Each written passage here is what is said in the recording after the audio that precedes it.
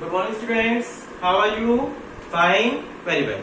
चलिए बेटा, last day हम लोग चैप्टर सेकंड कर रहे थे इंडियन इकोनॉमी का। चैप्टर सेकंड के हमारे पहले 3 लेक्चर हो चुके हैं। हम लोग लास्ट डे जो टॉपिक कर रहे थे, आपने 12th प्लान पढ़े थे, 12th प्लान पढ़े, डिस्कस करे थे। उससे पहले हम लोगों ने long term goals, short term goals और इकोनॉमिक प्लानिंग को डिस्कस किया। आ रही है बात समझ आप लोगों को अच्छे से?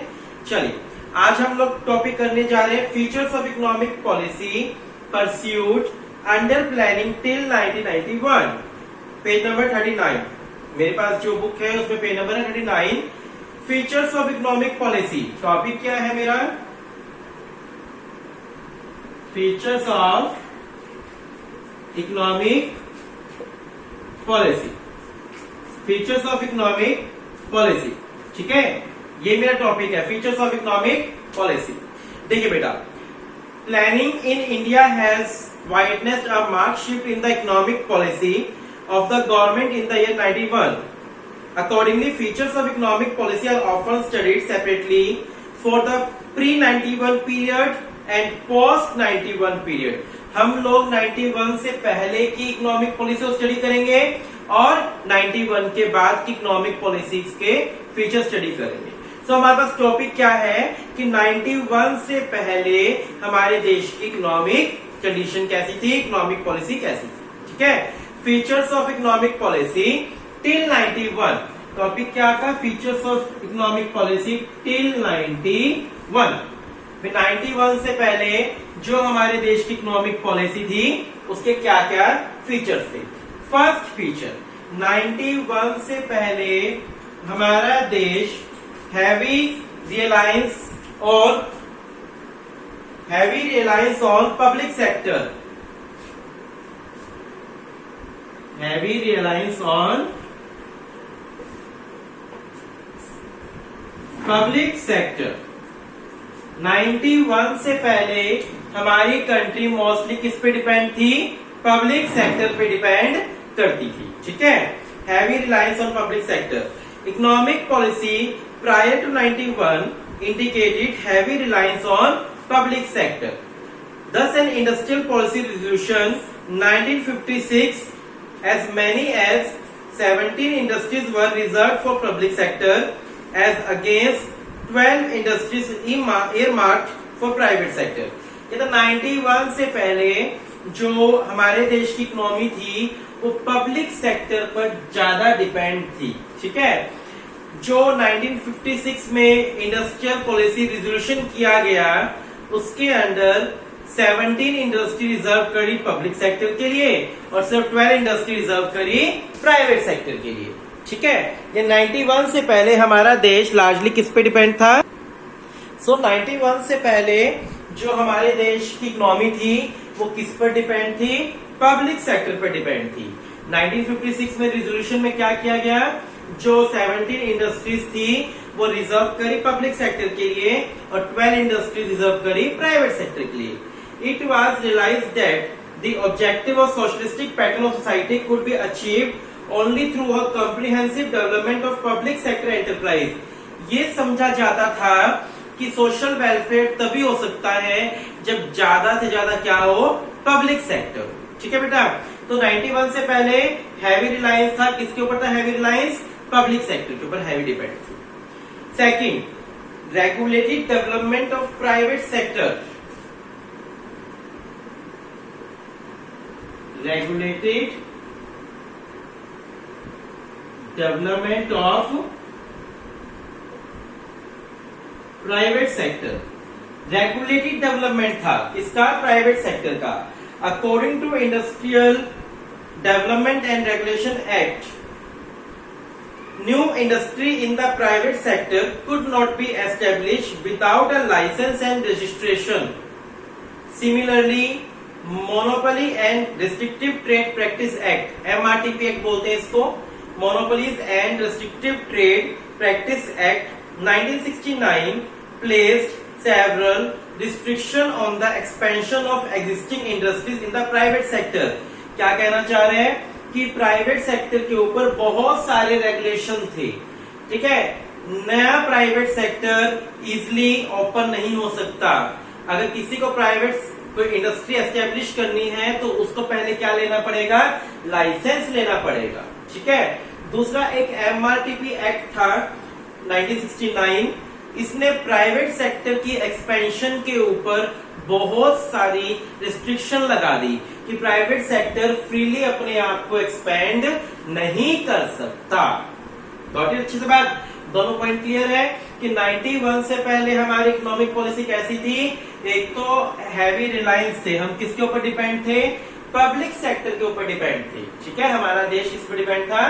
पब्लिक सेक्टर पर डिपेंड था।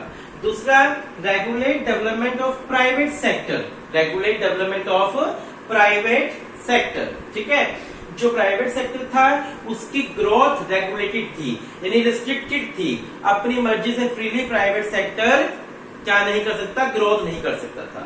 Third point, protection of small scale industry and regulation of large scale industry. Third क्या पॉइंट है? Protection of small scale industry and regulation of large scale industry. Protection of small scale industry and regulation of large scale industry. क्या कहते हैं? जो large scale industries थी वो regulated की गई through several act, particularly MRTP act. ठीक है, जो लार्ज स्केल इंडस्ट्रीज थी हमारे देश में उनको रेगुलेट किया गया, उनके ऊपर बहुत सारे रेगुलेशन लगा दिए गए। किसके अंडर? MRTP एक्ट के अंडर। और जो स्मॉल स्केल इंडस्ट्रीज थी उनको क्या दी गई? प्रोटेक्शन दी गई। कहते हैं यहाँ पर certain areas of production were exclusively reserved for the small scale industry. Financial institutions were developed to cater to the need of small scale industry. Several boards were established to promote the products of small scale industry in the global market. यानी हमारी economy ने, हमारे देश ने large scale industries की तरफ ज्यादा ध्यान न देकर किसकी तरफ ज्यादा ध्यान दिया? स्मॉल स्केल इंडस्ट्रीज की तरफ ज्यादा फोकस किया। ठीक है, किसकी तरफ फोकस किया? स्मॉल स्केल इंडस्ट्रीज को ज्यादा फोकस किया। तीनों पॉइंट क्लियर अच्छे से कि 91 से पहले हमारे देश की इकोनॉमी किस पर ज्यादा डिपेंड थी? पब्लिक सेक्टर पर डिपेंड थी। ठीक है, पब्लिक सेक्टर पर ज्यादा डिपेंड थी। उनका यह मानना था कि सोशल वेलफेयर तभी हो सकता है जब क्या हो, ठीक है, कि पब्लिक सेक्टर होगा। और सेकेंडली उन्होंने क्या किया? प्राइवेट सेक्टर को रेगुलेट कर दिया, MRTP एक्ट लगा दिया, जिसके कारण कोई भी प्राइवेट सेक्टर फ्रीली एस्टेब्लिश नहीं हो सकता और फ्रीली अपने आप को ग्रोथ नहीं कर सकता। Protection of small scale industry and regulation of large scale industry. जो स्मॉल स्केल इंडस्ट्रीज थी उनको क्या किया गया? प्रोटेक्शन दिया गया। ठीक है, और लार्ज स्केल इंडस्ट्रीज के ऊपर बहुत सारे क्या लगा दिए? रेस्ट्रिक्शंस लगा दिए। कब की बात बोल रहे हैं? 91 से पहले की बात बोल रहे हैं, जब हमारे देश में LPG पॉलिसी नहीं आई थी। आपने LPG का कंसेप्ट पढ़ा होगा कहीं पर, लिबरलाइजेशन, प्राइवेटाइजेशन एंड ग्लोबलाइजेशन। ये 3 पॉलिसी थी। ये पॉलिसी कब बनी थी? ये पॉलिसी बनी थी 1991 में। 1991 में हमारे देश की गवर्नमेंट को लगा कि हमारे देश में बहुत सारी कमियां हैं, हमारे देश की आर्थिक व्यवस्था में बहुत सारी प्रॉब्लम्स चल रही है, जिसको देखते हुए हमारे देश की गवर्नमेंट ने LPG पॉलिसी को बनाया था। ठीक है, फोर्थ देखिए, fourth feature, development of heavy industry of strategic significance. Development of heavy industry of strategic significance. देखिए ध्यान से, हैवी इंडस्ट्रीज कौन सी होती है? कैपिटल गुड्स वाली। कैपिटल गुड्स का मतलब मशीन वाली इंडस्ट्रीज, उनको बोलते हैं heavy industries. Industries like of electricity generation, engineering goods, iron and steel industries were identified as of strategic significance. These industries were to be developed on priority basis. क्या कह रहे हैं यहाँ पर? जो आयरन इंडस्ट्रीज थी, जो इंजीनियरिंग गुड्स थे, स्टील इंडस्ट्रीज थी, were identified as a strategic significance. These industries were to be developed on priority basis.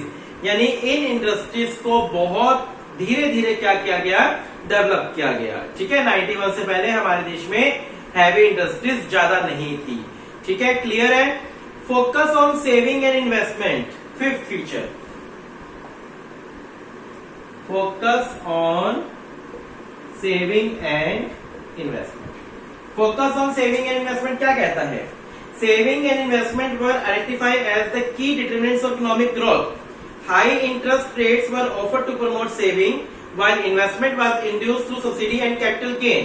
कहते हैं कि जो सेविंग और इन्वेस्टमेंट है ना, वो किसी भी देश की ग्रोथ के लिए बहुत इंपॉर्टेंट है।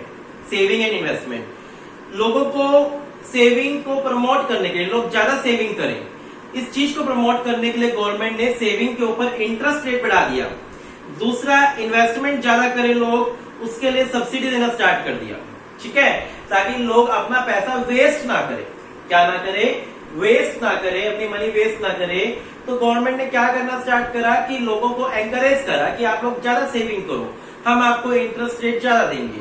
दूसरा, जो लोग इन्वेस्टमेंट करते हैं अपना पैसा, उनको हम लोग क्या देंगे? सब्सिडी देंगे।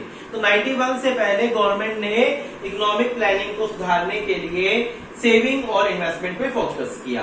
ठीक है, fourth and fifth point clear अच्छे से। Sixth point, protection from foreign competition, protection from foreign competition,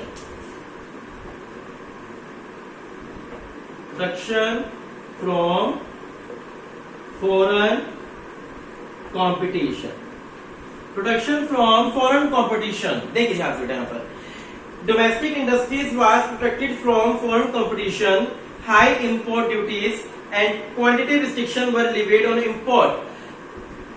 जैसे आपने पढ़ा था कि इंडिया को ब्रिटिश गवर्नमेंट ने इंपोर्टर बना दिया था, फिनिश गुड का बना दिया था ना। तो गवर्नमेंट ने इस चीज को सुधारने के लिए क्या किया? इंपोर्ट ड्यूटी बढ़ा दी। क्या बढ़ा दी? इंपोर्ट ड्यूटी को बढ़ा दिया, ताकि इंपोर्ट ड्यूटी बढ़ जाए और हम लोग कम से कम क्या करें? इंपोर्ट करें। तो कहते हैं domestic industry was protected from foreign competition, high import duties and quantity restriction were levied on import. तीन पॉइंट क्लियर है कि 91 से पहले गवर्नमेंट ने क्या कोशिश करी? हैवी इंडस्ट्रीज को डेवलप करने की कोशिश करी। ठीक है, लोगों को एनकरेज किया कि ज्यादा सेविंग करें, ज्यादा इन्वेस्टमेंट करें। ज्यादा सेविंग करने के लिए इंटरेस्ट रेट बढ़ा दिया उनके ऊपर, और जो लोग इन्वेस्ट करेंगे उनको क्या मिलेगी? सब्सिडी मिलेगी। ठीक है, हम लोग कम से कम इंपोर्ट करें दूसरे देशों से, इसके लिए इंपोर्ट ड्यूटी बढ़ा दी। क्या कर दी? इंपोर्ट ड्यूटी को बढ़ा दिया। ठीक है, focus on import substitute, seventh point,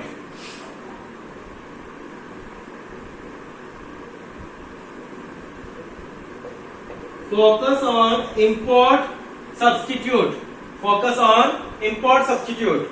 जो इंपोर्ट के सब्स्टिट्यूट थे उन पर फोकस किया गया।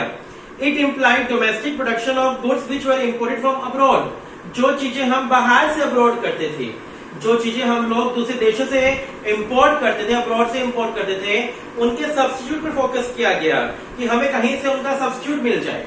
ठीक है, restricted on foreign capital, eight feature, restricted on foreign capital, restriction on foreign capital। देखिए, foreign direct investment was controlled and regulated through the Foreign Exchange Regulation Act, FARA Act, सुना होगा आपने FARA, Foreign Exchange Regulation Act। ये बनाया गया, loan from abroad were accorded higher priority than FDI। This was to minimize economic control of the domestic market by the foreign investors। देखो government ने क्या किया? गवर्नमेंट ने एक फेरा एक्ट बनाया, foreign exchange reserve act, regulation act, foreign exchange regulation act, ताकि हमारे देश में फॉरेन इन्वेस्टमेंट कम हो, डोमेस्टिक इन्वेस्टमेंट ज्यादा हो। अब वही बात है कि पहले ही इंडिया क्या था? उनके अधीन था। अब दोबारा से वो लोग इन्वेस्ट करना स्टार्ट कर देंगे इंडिया में, तो अगेन फिर इंडिया के ऊपर अपना हक जमा देंगे। तो दोबारा वो सिचुएशंस क्रिएट ना हो, उस चीज के लिए गवर्नमेंट ने क्या किया? फॉरेन इन्वेस्टमेंट को कंट्रोल किया कि फॉरेनर्स इंडिया में इन्वेस्ट ना कर सके। ठीक है, लास्ट फीचर क्या है? Centralised planning. सेंट्रलाइज्ड प्लानिंग क्या होता है? Program of growth and development at the state level were align to centralized planning. That is the objective of growth as specified at a state level did not contradict with the overall strategy of growth as respected 5 plan. Centralize planning का मतलब क्या है कि government ने planning करने की power अपने हाथ में रखी। सेंट्रलाइज प्लानिंग का मतलब क्या है, where all decision are taken by government. Clear है? तो 91 से पहले की आपको दशा समझा रहा है, फीचर समझा रहा है कि 91 से पहले हमारे देश की इकोनॉमिक पॉलिसी में क्या क्या चल रहा था, क्या हो रहा था। तो हमारा देश किस पे डिपेंड था? पहला पॉइंट क्या है, heavy reliance on public sector, public sector पे डिपेंड था। और सेकंड पॉइंट में क्या बोला कि प्राइवेट सेक्टर की रेगुलेशन कर दिया गया, प्राइवेट सेक्टर को ग्रोथ करने के लिए कंट्रोल कर दिया गया कि प्राइवेट सेक्टर अपनी मर्जी से एक्सपेंड नहीं कर सकता। प्राइवेट सेक्टर में अगर किसी को कोई इंडस्ट्री खोलनी है तो उसको पहले क्या लेना पड़ेगा, लाइसेंस लेना पड़ेगा, ठीक है। और स्मॉल स्केल इंडस्ट्रीज को प्रोटेक्शन दी गई और लार्ज स्केल इंडस्ट्रीज को क्या किया गया, रेगुलेट किया गया। धीरे धीरे हमारी गवर्नमेंट ने डेवलपमेंट किया, किस चीज का डेवलपमेंट किया, हैवी इंडस्ट्रीज को डेवलप किया, ठीक है। पब्लिक को फोकस किया कि सेविंग ज्यादा करें, इन्वेस्टमेंट ज्यादा करें, फॉरेन कॉम्पिटिशन से प्रोटेक्शन दी डोमेस्टिक इंडस्ट्रीज को, और जो चीजें हम लोग इंपोर्ट करते थे उनके सब्स्टिट्यूट बनाने पर फोकस किया ताकि हमें इंपोर्ट करना ना पड़े, ठीक है। रेस्ट्रिक्शन ऑन फॉरेन कैपिटल, जो फॉरेन इन्वेस्टमेंट थी उसको कंट्रोल किया कि कम से कम फॉरेन इन्वेस्टमेंट हो हमारे यहाँ पर। और सेंट्रलाइज प्लानिंग करी, यानी सारी प्लानिंग गवर्नमेंट ने प्लान के अकॉर्डिंग करी, अपने हाथ में रख के करी। तो ये 91 से पहले हमारी इकोनॉमी के कुछ फीचर्स थे कि 91 से पहले हमारे देश की इकोनॉमिक सिचुएशन कैसी थी, ठीक है बेटा। आ रही बात समझ? इसके बाद का टॉपिक है success of planning, achievement of planning, ठीक है। अचीवमेंट ऑफ प्लानिंग, क्या क्या अचीवमेंट्स हुई, अचीवमेंट्स क्या क्या हुई, ठीक है। चलिए ये टॉपिक हम लोग कल करेंगे अचीवमेंट्स वाला, आज हम लोग इतना ही कर रहे हैं, अचीवमेंट्स का टॉपिक कल करेंगे, ठीक है। Thank you, have a nice day.